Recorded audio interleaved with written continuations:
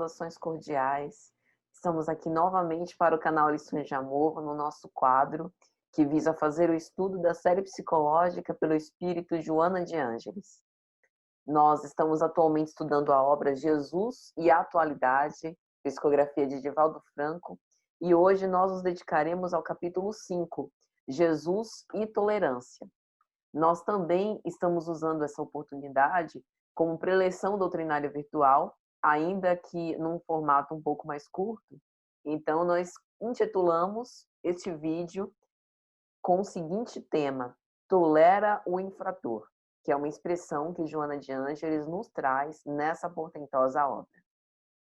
Como habitualmente nós fazemos, nós escolhemos duas citações para começar a nossa abordagem, uma vinda da psicologia ou da psicanálise e outra da filosofia moral de Jesus, seja dos evangelhos, das cartas paulinas, seja do espiritismo, de uma das referências da codificação kardeciana. Bom, a nossa referência não espírita, digamos assim, que em geral a gente compulsa, né? Ou alguma das escolas psicológicas ou a psicanálise, hoje nós vamos sair um pouquinho desse procedimento nosso, né? Desse hábito que nós temos para buscar na filosofia. Por quê? Porque nós acreditamos que esta referência é perfeita para falar sobre tolerância e intolerância. E vamos explicar por quê. Então, a nossa primeira referência hoje é Tratado sobre a Tolerância de Voltaire. Por que nós trouxemos, né, essa obra de Voltaire?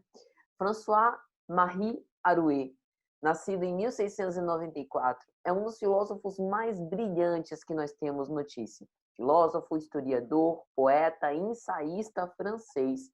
Voltaire adotou esse pseudônimo a partir de 1718. E essa obra em específico, Tratado sobre a Tolerância, foi inspirada num caso com o qual Voltaire se envolveu, que é o caso de Jean Calas. O filho dele se suicidou, Marc-Antoine Calas, e ele acabou sendo preso.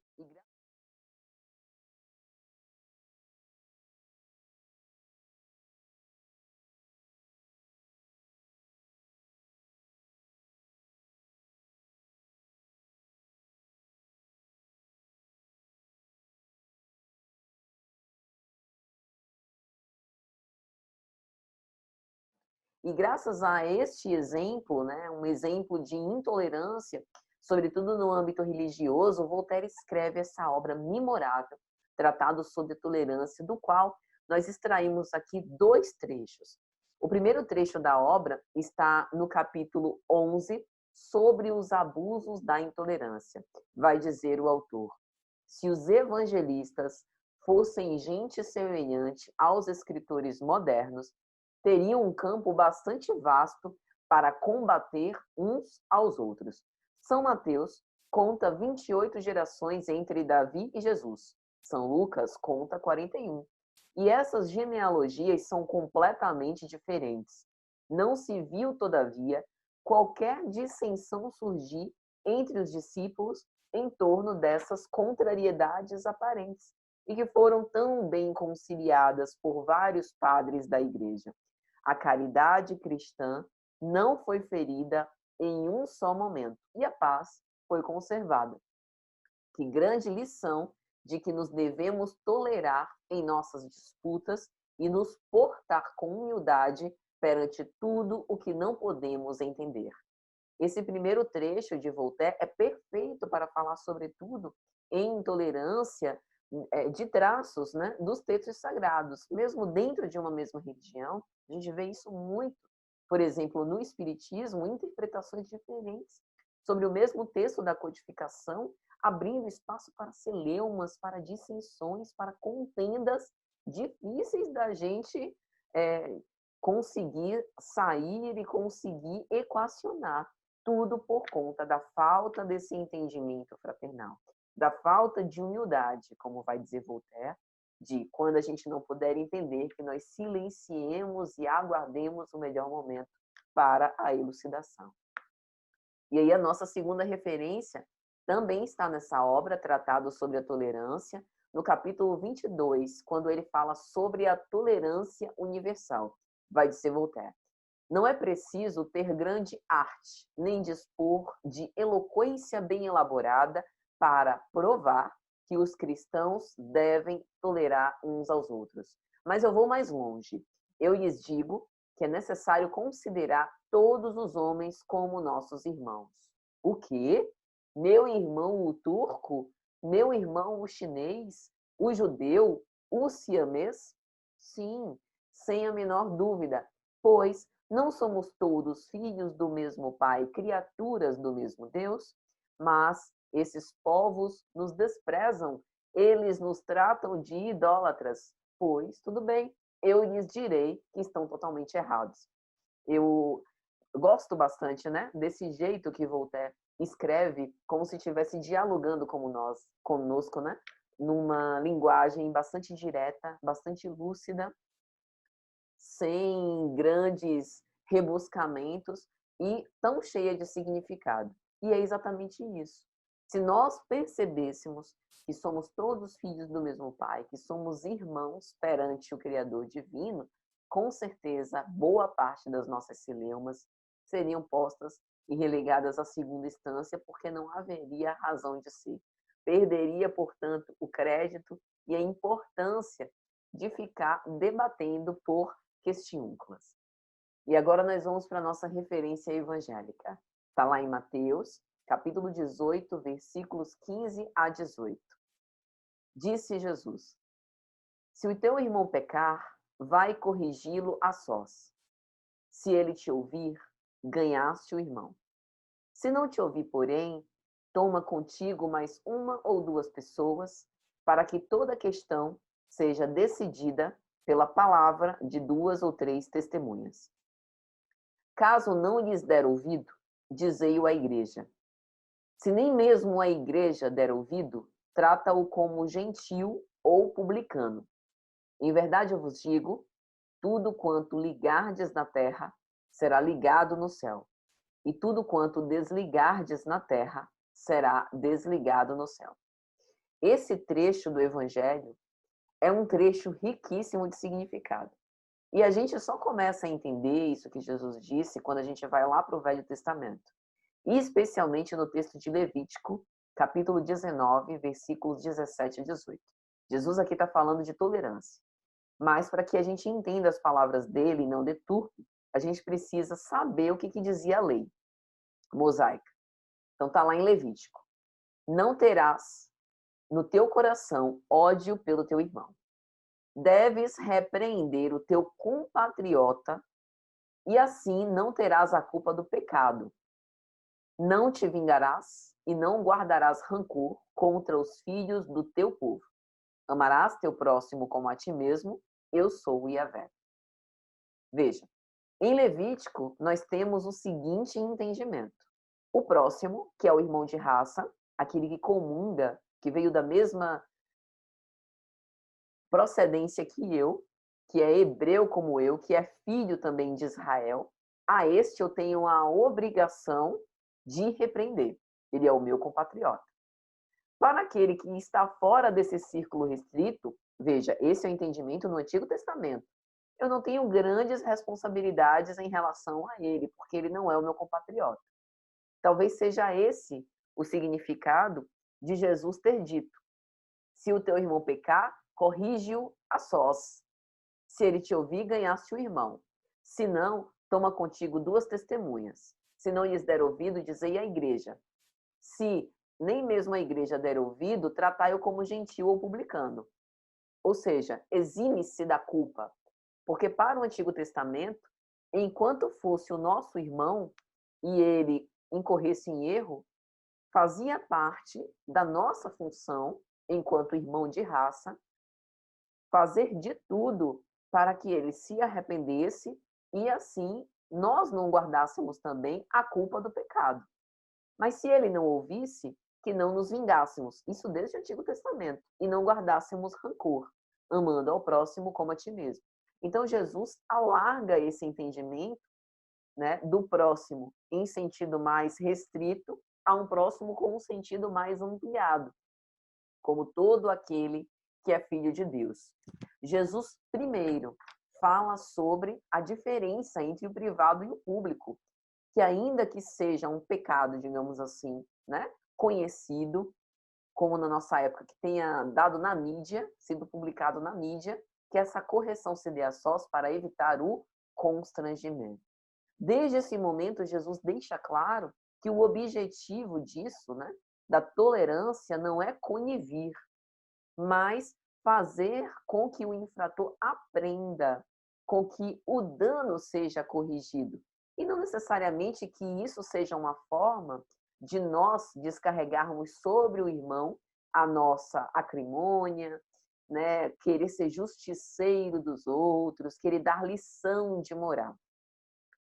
Depois dessa primeira opção que Jesus dá de corrigir a sós, ele chama tomar mais duas testemunhas para que também haja uma oportunidade maior de diálogo, de convencimento e para que mais pessoas se envolvam naquilo, a fim de ter uma multiplicidade de raciocínios e de pontos de vista em relação a uma mesma temática. Era isso que Pedro fazia, especialmente no colégio apostólico. E se mesmo assim não funcionar, levai-o à igreja. Igreja aqui não como uma instituição, né, fria, afastada dos dramas humanos, mas igreja enquanto eclésia, enquanto agremiação de pessoas que estão irmanadas pelo mesmo ideal. E se nada der jeito, deixa lá. Deixa que com o tempo ele vai refletindo sobre aquilo e, quem sabe, vai cair em si. Porque tudo o que ligardes na terra também será ligado no céu e o que desligardes também. Ou seja, as nossas experiências aqui no planeta estão servindo para o nosso amadurecimento psicológico, para o nosso desenvolvimento moral. Nós desencarnaremos, né? Nós renasceremos, despertaremos no mundo das causas como houvermos vivido. Então, feito esse preâmbulo sobre a tolerância, nós já conseguimos falar sobre este capítulo, Jesus e tolerância. Joana de Ângeles começa dizendo, em termos de psicologia profunda, a questão do julgamento das faltas alheias constitui um grave cometimento de desumanidade em relação àquele que erra. Então, eu julgo, aí alguns espíritas dizem, né? Não, mas todo mundo julga, porque o julgamento faz parte do raciocínio, né? Eu tenho as minhas convicções, eu tenho a minha consciência, então o julgamento faz parte. Há uma diferença entre juízo de fato e juízo de valor. Valorar moralmente os atos dos outros é com respeito a este julgamento que nós estamos falando aqui, que nós precisamos nos esquivar. Porque é Deus que conhece a intenção das criaturas, que conhece todos os panoramas, os bastidores, antes do erro que veio a público, né, que, portanto, ficou às vistas. Né? E não é o pecador, digamos assim, né, nessa linguagem, que deve ser confrontado, que deve ser aniquilado, mas sim o pecado. Né? Desde Ezequiel nós temos isso, que Deus não se regozija com o aniquilamento do iníquo, mas sim da iniquidade. Mas muitas vezes nós aproveitamos as fragilidades dos outros para dar conta das nossas fragilidades. Então, muitos de nós nos regozijamos em mostrar que somos os justiceiros, que somos bons mesmo, que não erramos naquilo, às vezes por falta de oportunidade, e fazemos questão de levar a público o problema para que a pessoa seja humilhada. É em relação a essa tolerância que nós estamos aqui sendo convidados a refletir e que Jesus, né, em todos os assuntos ele é mestre, mas nesse em especial, ele é um mestre, assim, indefectível. Então, a grande questão é que a intolerância, em geral, consiste nesse movimento de projeção das sombras. Né? Ela surge como que se fosse a partir do desenvolvimento do próprio ego e do contato que a gente estabelece com o outro. Então, nós o tempo inteiro estamos utilizando, estamos edificando, construindo a nossa personalidade ao contato com o outro e também das suas falhas. Que muitas vezes o que nos incomoda, né? O que nos afeta, o que nos constrange, o que nos comove, é também conteúdo interno. Essa projeção da sombra é um mecanismo de transferência muito comum e a defesa do ego também responde por essa projeção da sombra. Então é por isso que Joana vai falar sobre o problema do pecado. O problema do pecado é de quem erra, mas nós que estamos ali ombreando com ele, que estamos convivendo junto, que também erramos, se não naquele setor, em outros, estamos ali para exercitar a tolerância. Então, a autoflagelação, mesmo que inconscientemente, é um mecanismo que todos nós temos de busca de liberação dessa culpa, que acaba pesando na nossa consciência. Então, imagine que nós mesmos, após errar, por conta do aguilhão da nossa consciência, já caímos em nós e reconhecemos que pecamos. Imagina se a gente tem um outro que ainda aumenta esse flagício, né? Que o nosso próprio complexo de culpa já estimula. Então, essa culpa é uma sombra perturbadora na personalidade. E o objetivo dela não é provocar, promover esse sofrimento psíquico, mas nos alertar daquela falha para que possamos corrigir. Por isso que Joana vai dizer: toda contribuição de impiedade mediante os julgamentos arbitrários gera, por sua vez, mecanismos de futura aflição para o acusador. Então, aqui, o foco já sai de quem cometeu o pecado. Às vezes, quem incorreu em erro já recapitulou há muito tempo, ó, e os acusadores que estão apontando o dedo ainda permanecem fixos naquela situação.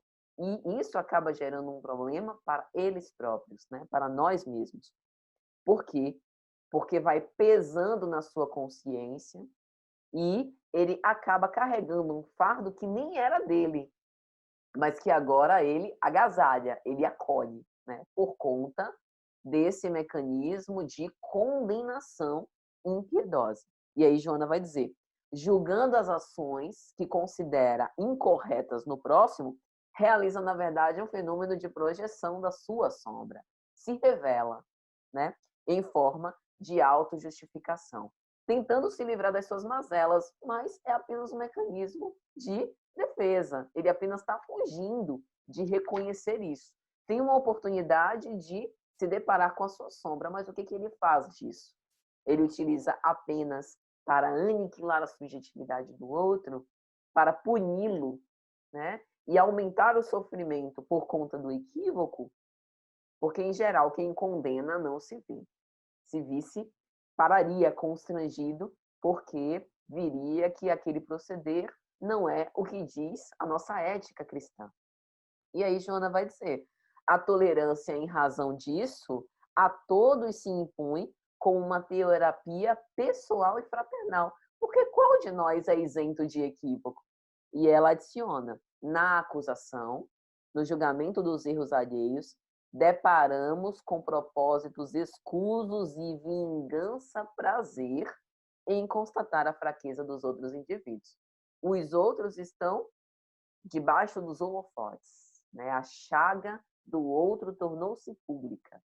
E a gente meio que desenvolve um mecanismo de vingança-prazer em espizinhar a dor do outro. Isso revela mais sobre nós do que sobre o outro. É mais ou menos esse o raciocínio de Joana. E aí ela vai trazer a famosa citação evangélica da mulher flagrada em adultério. João, capítulo 8, versículos 1 a 11. É uma passagem muito conhecida do Evangelho. Vale a pena a gente revisitar essa passagem sempre. Tenho certeza que todos conhecem. E aqui eu quero trazer uma visão que é uma visão que corrobora com o entendimento de Joana em relação à mensagem da tolerância e pouco conhecida, que é a visão pelo espírito Amélia Rodrigues na obra Quando Voltar a Primavera. Tem um capítulo nessa obra que Amélia também fala dessa passagem evangélica, que é no capítulo 13, Justiça do Amor. Nesse capítulo, ela vai trazer uma visão muito importante, muito interessante da mulher flagrada em adultério. Tem uma mensagem de Emmanuel, né, que ele vai perguntar onde o adúltero né? Porque não há envolvimento unilateral. Onde a mulher adultera, havia também o homem que adulterou e que não foi achado. Então, a Amélia Rodrigues vai falar que o marido da mulher adúltera calculara o desforço com felina sordidez, armando o cenário para surpreendê-la no desrespeito ao tálamo conjugal. Então, isso é bastante grave, porque ele, reconhecendo a fragilidade da companheira, acaba como se fosse armando uma arapuca para que ela caísse. O erro foi dela? Foi. Nós estamos querendo justificar e ser coniventes com o erro, com o adultério? Não. Mas é importante esse pano de fundo, porque isso é um agravante em relação à condenação. E aí, Amélia Rodrigues vai trazer, né, um diálogo, digamos assim, entre Jesus e o homem, e o marido. Amélia Rodrigues diz o seguinte: naquele átimo diminuto, falou-lhe a acústica da consciência. Depois que Jesus diz: quem estiver sem pecados, que ele atire a primeira pedra. Então, naquele átimo diminuto, como se fosse uma conversa mental, espírito a espírito, o homem vai ouvir: como te atreves? Ouvidas que na sombra de quem tomba se ocultam as mãos criminosas de quem o arroja ao solo? Onde se encontra aquele que impôs a esta mulher a deserção do dever? Porque somente ela deve pagar? Em outras palavras, onde o adúltero? Não foram dois os transgressores da ordem e da moral? E aí a Mera vai dizer: a balada de justas interrogações ecoava na alma em desalinho do marido descuidado. E aí continua: ergues a pedra, sem embargo, não és também adúltero a teu turno? Quantas vezes faliste, defraudando a esperança das vendedoras de ilusões sequiosas de paz? Olha a revelação. Aquele que atira a pedra, desvelado pelo Cristo, na sua consciência. Ninguém ficou sabendo desse diálogo. E aí a Amélia continua, né? Aquelas que declutem lágrimas salgadas pela vergonha, enquanto se escravizam no comércio nefário, a fim de conseguirem um pão amargo para a fome do estômago, já que ninguém lhes doa uma terna palavra para a sede do coração. Não teria sido a tua frialdade moral e jactância que lhe deram o primeiro empurrão no rumo da queda? Muitas vezes ela te buscou sem palavras, te rogou entendimento e socorro. Intoxicado pelos vapores da própria loucura, fingiste não a ver, não a perceber. Assim, inditosa e fraca, transferiu do dever para o crime a necessidade de encontrar-se, ruindo na armadilha que lhe propiciaste, tornando-lhe comparsa outro adúltero, enquanto tu fugias também pelas rotas inditosas da desesperação. Ela caiu porque lhe faltaste com apoio. Se te considerares isento de culpa, então apedreja. Menino, esse diálogo é extraordinário, porque Amélia Rodrigues nos traz essa reflexão pouco falada, né, pouco abordada e extremamente importante. Deus é capaz de ter esse entendimento, né, das intenções, dos atenuantes, dos agravantes da falta, por mergulhar psiquicamente em todas as criaturas humanas e reconhecer os meandros de como ocorreram as faltas que, não raro, nós desconhecemos. Então, é por isso que Joana de Ângeles vai dizer: esses processos, né, que envolvem os delitos e aqueles que os julgam, estabelecendo os instrumentos reeducativos, que o façam, jamais punindo, mas soerguendo as criaturas humanas para que elas possam não repetir os seus equívocos e que a tolerância acabe gerando essa educação moral. E aí ela continua: O julgamento pessoal, que ignora as causas geradoras dos problemas, demonstra o primitivismo moral do homem, ainda lobo do seu irmão. Então, nós não estamos aqui para sermos os justiceiros do mundo, para identificarmos este é um falso profeta, esse é um verdadeiro profeta. A gente não tem conhecimento para isso, né? Das intenções dos outros, conhecimento psíquico, conhecimento psicológico, conhecimento espiritual, direito. Não.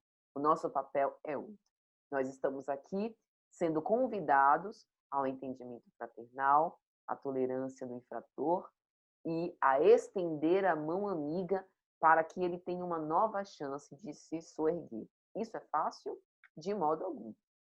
Existem dramas que particularmente nos ferem. Podem ser os nossos dramas pessoais. Aqui a gente pode estar falando do infrator contra nós, contra a nossa honra, né? Contra o nosso lar.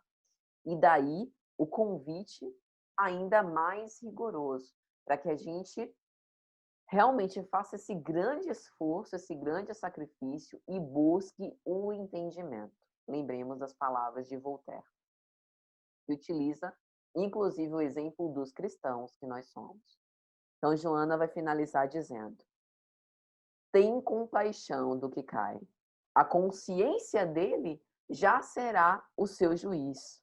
Tolera o infrator, que dá o título da nossa palestra.